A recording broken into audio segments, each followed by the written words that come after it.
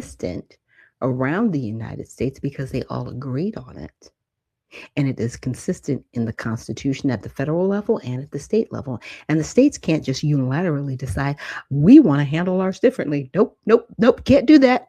Can't do that. You had that conversation and everybody decided that it was going to be in the Constitution. And it even says in the Constitution at the federal and state level, that's the only body that can change any type of immigration law is the Congress. So I go back to the House and Senate. They haven't changed any laws. But it's what's been allowed is how we've gotten here. On 1865, nearly 400,000 Union soldiers fought and fell to prove whether the principles of the Declaration would remain mere words on a parchment or become the moral foundation of this republic. The Declaration proclaims a simple but yet revolutionary truth: that all men are created equal, that they are endowed by their Creator with certain unalienable rights, and that among these are life, liberty, and the pursuit of happiness. But for nearly a century, America struggled to live up to that promise. Mr. Werman, let me begin with one of the darkest chapters in our constitutional history. You're, of course, familiar with the Supreme Court decision in Dred Scott versus Sanford. Yes, sir. That decision held that African Americans, whether slave or free, could not be citizens of the United States. Is that correct? That is correct. By denying citizenship, the court also denied African Americans equal political rights, equal access to the courts, and equal protection of the laws.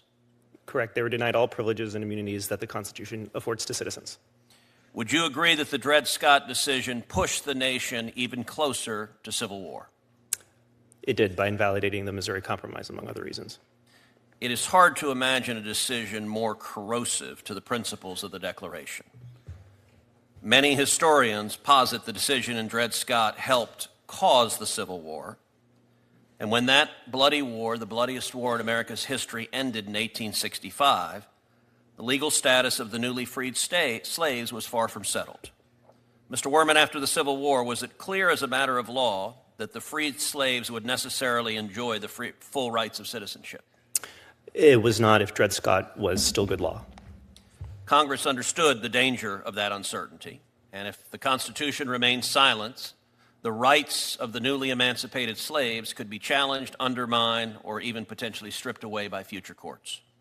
That would mean that the blood shed in the Civil War was shed in vain. So Congress acted. In 1866, it passed the Civil Rights Act, declaring that the newly emancipated slaves were citizens of the United States.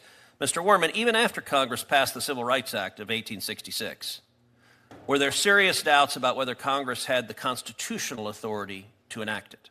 Yes, there were. And so Congress chose a more permanent solution. The solution was to write citizenship itself into the Constitution so that never again could a court repeat the mistake and the gross injustice of Dred Scott. All persons born or naturalized in the United States and subject to the jurisdiction thereof are citizens. That sentence settled the question of citizenship after the bloodiest war in American history. Mr. Cooper, would you agree that the Citizenship Clause sets forth two requirements for citizenship? First, that a person must be born or naturalized in the United States, and second, the person must be, quote, subject to the jurisdiction thereof. That's clear from the face of the amendment. And is it fair to say that the current debate over the birthright citizenship centers on the meaning of the second phrase? That's right. Subject to the jurisdiction thereof. When the amendment was adopted in 1868, was the phrase subject to the jurisdiction thereof understood to require allegiance in a reciprocal sense? It certainly was understood to require that by those who authored the phrase and those who supported it in the United States Congress. So it was understood that way by legislators, by judges, by scholars, by executive branch officials, by those who proposed the amendment, and by those who ratified it. And subsequently by the Supreme Court in the Elk case. Mr. Cooper, was this also the understanding of the authors of the 14th Amendment, men like Lyman Trumbull, Jacob Howard, and John Bingham? Yes. And As you noted again, there's the same understanding reflected across the board in the early decision of the courts, such as the slaughterhouse cases, Elk versus Wilkins and 𝗏 In also the leading commentators of the period, like Alexander Morse, Francis Wharton, and George Collins, and the view of executive officials responsible for enforcing the law, including the Attorney General of the United States in 1873 and the Solicitor of the Treasury in 1889. The consistency was remarkable, yes. So would it be accurate to say that the view espoused by my Democrat colleagues that the 14th Amendment confers citizenship on anyone born on this land, whether here lawfully or unlawfully, temporarily or permanently, regardless of whether they owe allegiance to the United States, is a relatively recent view and directly contrary to the almost universal view at the time the amendment was ratified? It's not at all clear to me when that view took root.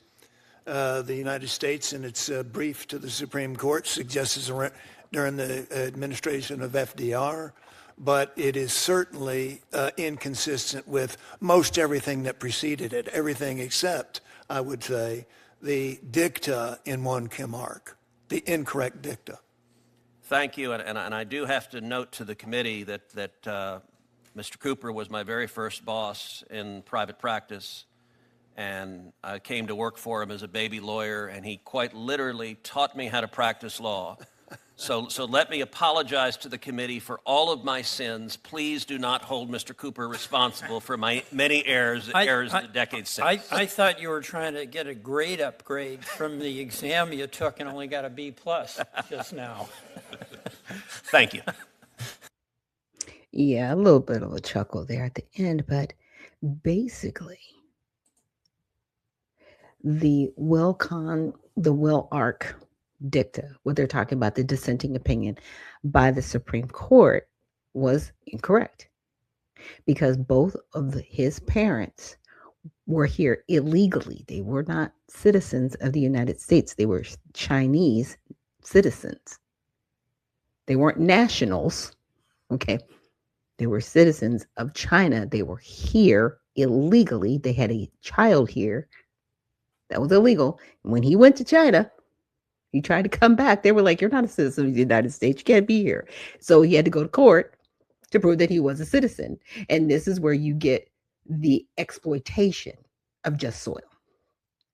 This is where you get the exploitation of, this is birthright citizenship. And they even, now there is, you can look it up. There is a code for birthright citizenship. There's a code for it. It's not a law,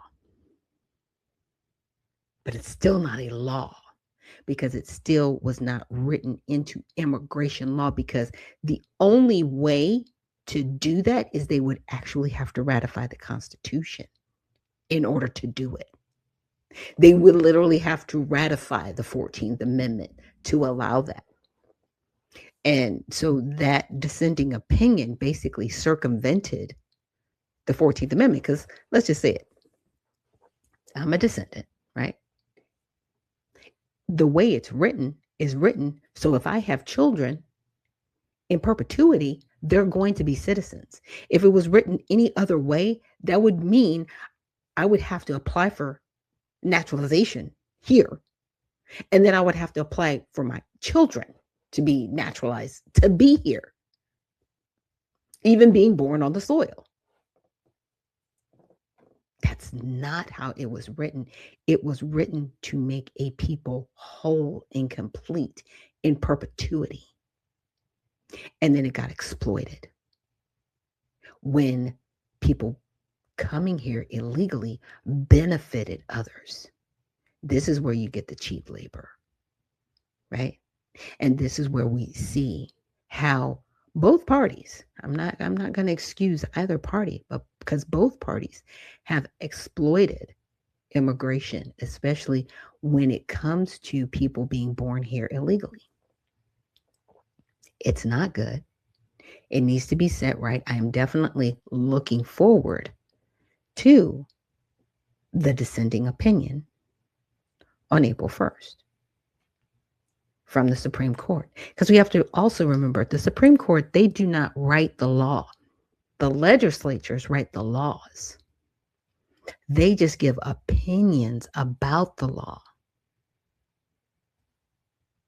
So let's even take this to Roe v. Wade, right? With Roe v. Wade, the Supreme Court says, okay, well, it is up to the states whether they want to do this or not. Now, if Congress really felt as strongly as they do about abortion, then write a law and pass it. But you didn't do that because you can't. Because it would violate one of our laws that deals with murder. And you would have to justify writing a law that allows murder. And you won't do that. You can't. Because it's not in alignment with the Constitution. So there are certain things you can't do. House and Senate. Come on now. Y'all better make this right. And the dissenting opinion that you're going to get. And you want to keep this to be a complete battle. But I know since the 14th Amendment was put in place in the 1800s, people that have been born here illegally, calling them U.S. citizens has been a complete lie. A complete lie. So you got people coming here, having children illegally, calling themselves citizens of this country, and that's a lie. Just soil didn't apply to them. It applied to the descendants of slaves. It applied to people that got naturalized here legally. That's who it applies to. The legal portion of people, not the illegal portion of people. And I'm okay to go back retroactively and strip everybody of their U.S. citizenship, because that's how much it means to be a U.S. citizen. You don't get to come here and poo-poo on everything. Sorry, y'all. Need to put my phone on Do Not Disturb. It's so funny because my phone goes on Do Not Disturb even when I don't want it to. It's a convenient Do Not Disturb for my phone. It's crazy. Really? Trying to do this right when I'm in the show. I was cooking, man. Of course. But anyway, back to it. Yeah. It can't be a matter of convenience. So if you were born here and your parents were not legally here, you're not a citizen of this country. And yes, your citizenship should be stripped. I don't care if you're 50 years old. It should be stripped. Because again, you don't get to come here poo-poo on the country. I'm a citizen. No, you are not. And you will respect this country. You people that here that are asylum seekers and refugees, and you're not citizens of this country, y'all can go home. Leave now. Leave now. And the allegiance that they are given to these radicalists, that goes back to the laws and what's being allowed.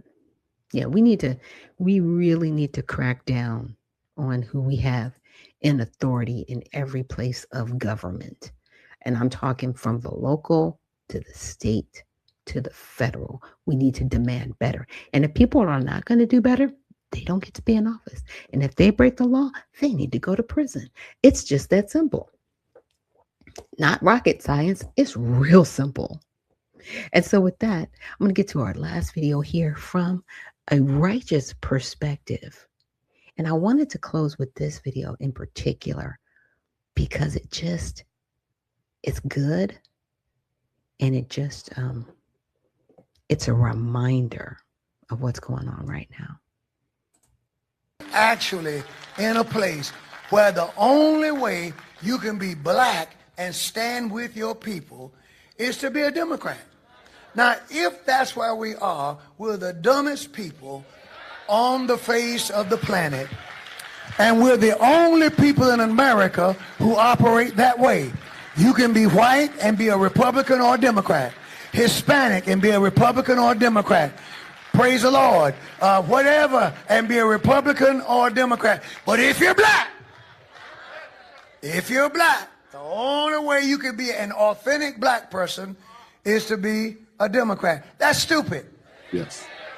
And you know what it means? It means that explains why we spend half the time, or maybe even more, out of power.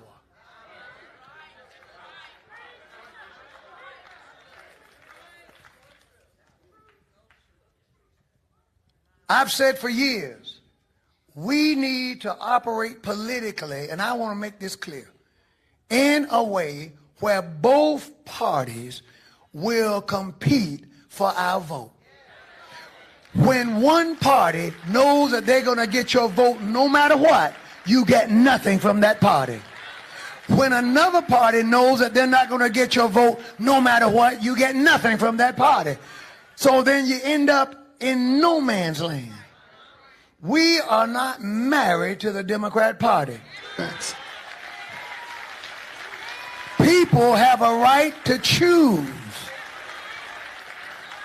And if you choose to be a Democrat, if you choose to be a Republican, if you choose to be independent, as I am, that doesn't make you more black nor less black. It means you're an American participating in the process.